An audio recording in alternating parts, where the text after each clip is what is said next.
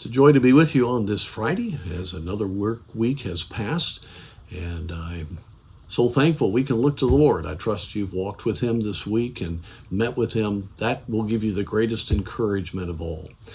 You know, oftentimes we have deep desires of our heart, and God's so good. He answers our prayer and He gives us wonderful things.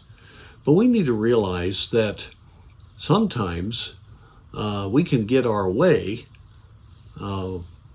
with whatever means, and that way is not going to turn out the best. I think one of the most vivid examples is King Hezekiah. What a great king.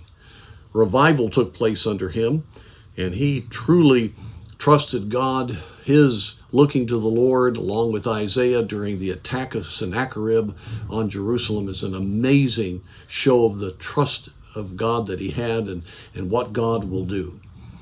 But he came to a point in his life where it was time for him to die, and he did not want to die, and he asked God to preserve his life, and the Lord gave him some more years. And during those years, two things happened that would mark Israel. First of all, he had a son. He wouldn't have had this son had he not lived. His name was Manasseh. And that son, of course, brought Judah down with his wickedness. Thankfully, he got saved at the end of his life. I think it's because of the prayers of Hezekiah. But what a tragic thing. And then secondly, he made the mistake in showing his pride of having the Babylon ambassador see all that he had, all of his riches. And God tells him that Judah is going to be destroyed, and that what he had done was not right. And so this is a good warning to us that we need to not be so set on what we want that we're going to get that whatever it takes.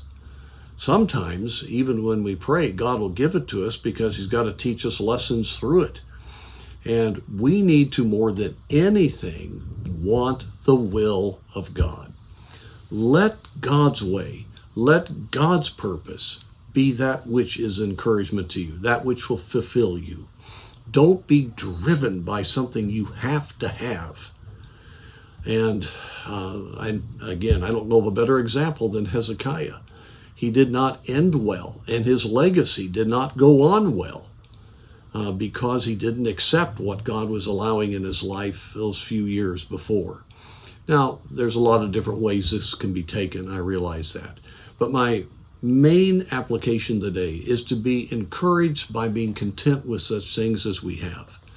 Ask God for His will. Don't do like children do, just press their parents to give them what they want. But instead, we need to actively pray. God answers our prayer, but we need to be above all asking for wisdom, knowing the mind of Christ, wanting His glory, wanting the right things to occur to us. And if we'll have that rest in Him, then we won't get ourselves into a situation where, as Psalm says, that God gave them the desires of their heart, but brought leanness to their souls. And again, that's a bit of a mystery, but we need to, above all, just learn to know the heart of God and to be satisfied with the will of God. That will encourage you more than anything. And so today I encourage you to just give everything to the Lord, trust Him, and be satisfied with His will, know His mind, and every day will be a blessing. So may God encourage us with that kind of heart.